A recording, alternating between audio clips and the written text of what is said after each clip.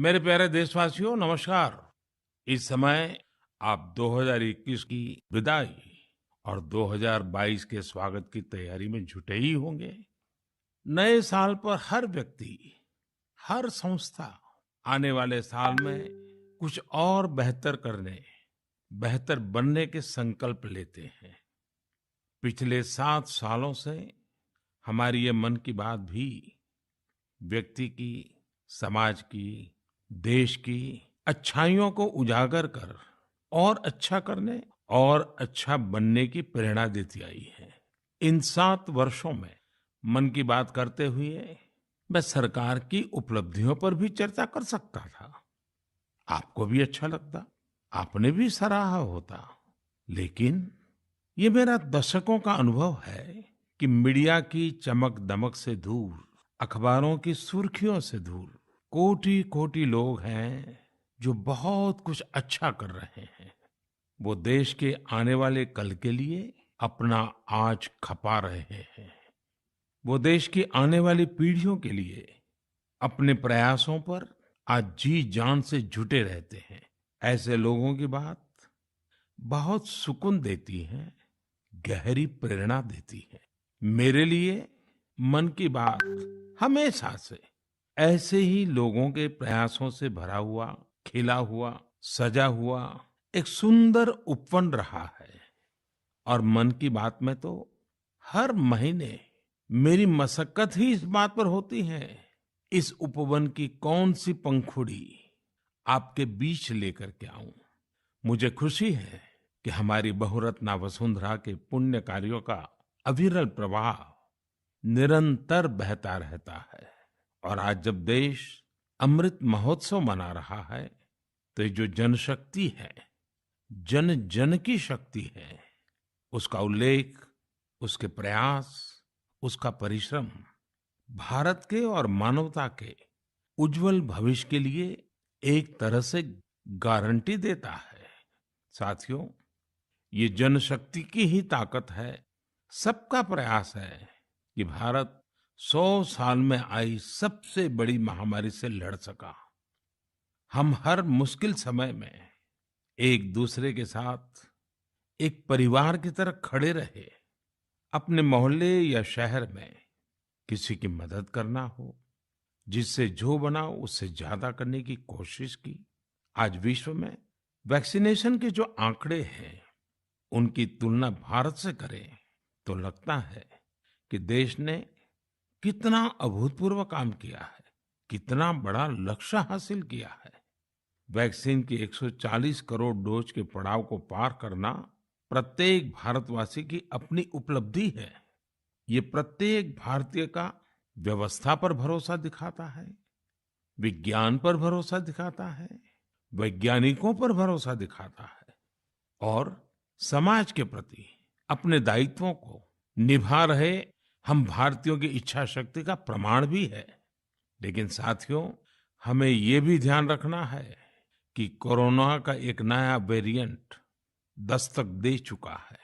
पिछले 2 वर्षों का हमारा अनुभव है कि इस वैश्विक महामारी को परास्त करने के लिए एक नागरिक के तौर पर हमारा खुद का प्रयास बहुत महत्वपूर्ण है। ये जो नया ओमिक्रॉन वेरिएंट आया है, उसका अध्ययन हमारे वैज्ञानिक लगातार कर रहे हैं। हर रोज नया डेटा उन्हें मिल रहा है, उनके सुझावों पर काम हो रहा है। ऐसे में स्वयं की सजगता, स्वयं का अनुशासन कोरोना के इस वेरिएंट के खिलाफ देश की बहुत बड़ी शक्ति है। हमारी सामूहिक शक्ति ही कोरोना को परास्त करेगी। इसी दायित्व बोध के साथ हमें 2022 में प्रवेश करना है। मेरे प्यारे देशवासियों, महाभारत के युद्ध के समय भगवान श्री कृष्ण ने अर्जुन को कहा था, नभः स्पृशम दीप्तम, यानी गर्व के साथ आकाश को छूना। ये भारतीय वायुसेना का आदर्श वाक्य भी है। माँ भारती की सेवा में लगे अनेक जीवन आकाश की इन बुलंदियों को रोज गर्व से छूते हैं, हमें बहुत कुछ सिखाते हैं। ऐसा ही एक जीवन रहा ग्रुप कैप्टन वरुण सिंह का। वरुण सिंह उस हेलीकॉप्टर को उड़ा रहे थे जो इस महीने तमिलनाडु में हादसे का शिकार हो गया। उस हादसे में हमने देश के पहले सीडीएस जनरल बिपिन रावत और उनकी पत्नी समेत कई वीरों को खो दिया। वरुण सिंह भी मौत से कई दिन तक जाबाजी से लड़े, लेकिन फिर वो भी हमें छोड़कर चले गए। वरुण जब अस्पताल में थे, उस समय मैंने सोशल मीडिया पर कुछ ऐसा देखा जो मेरे हृदय को छू गया। इस साल अगस्त में ही उन्हें शौर्य चक्र दिया गया था। इस सम्मान के बाद उन्होंने अपने स्कूल के प्रिंसिपल को एक चिट्ठी लिखी थी। इस चिट्ठी को पढ़कर मेरे मन में पहला विचार यही आया कि सफलता के शीर्ष पर पहुंचकर भी वे जड़ों को सींचना नहीं भूले। दूसरा, कि जब उनके पास सेलिब्रेट करने का समय था तो उन्होंने आने वाली पीढ़ियों की चिंता की। वो चाहते थे कि जिस स्कूल में वो पढ़े वहां के विद्यार्थियों की जिंदगी भी एक सेलिब्रेशन बने। अपने पत्र में वरुण सिंह जी ने अपने पराक्रम का बखान नहीं किया, बल्कि अपनी असफलताओं की बात की। कैसे उन्होंने अपनी कमियों को काबिलियत में बदला, इसकी बात की। इस पत्र में एक जगह उन्होंने लिखा है, it is okay to be mediocre, not everyone will excel at school and not everyone will be able to score in the 90s. If you do, it is an amazing achievement and must be applauded. However, if you don't think that you are meant to be mediocre. You may be mediocre in school, but it is by no means a measure of things to come in life. Find your calling. It could be art, music, graphic design, literature, etc. Whatever you work towards, be dedicated, do your best. Never go to bed thinking, I could have put in more efforts. साथियों, औसत से असाधारण बनने का उन्होंने जो मंत्र दिया है, वो भी उतना ही महत्वपूर्ण है। इसी पत्र में वरुण सिंह ने लिखा है, Never lose hope. Never think that you cannot be good at what you want to be. It will not come easy. It will take sacrifice of time and comfort. I was mediocre, and today I have reached difficult milestone in my career. Do not think that 12th board marks decide what you are capable of achieving in life. Believe in yourself and work towards it. Varun ने लिखा था कि अगर वो एक भी student को प्रेरणा दे सके तो ये भी बहुत होगा। लेकिन आज मैं कहना चाहूंगा, उन्होंने पूरे देश को प्रेरित किया है। उनका लेटर भले ही केवल स्टूडेंट से बात करता हो, लेकिन उन्होंने हमारे पूरे समाज को संदेश दिया है। साथियों, हर साल मैं ऐसे ही विषयों पर विद्यार्थियों के साथ परीक्षा पर चर्चा करता हूँ।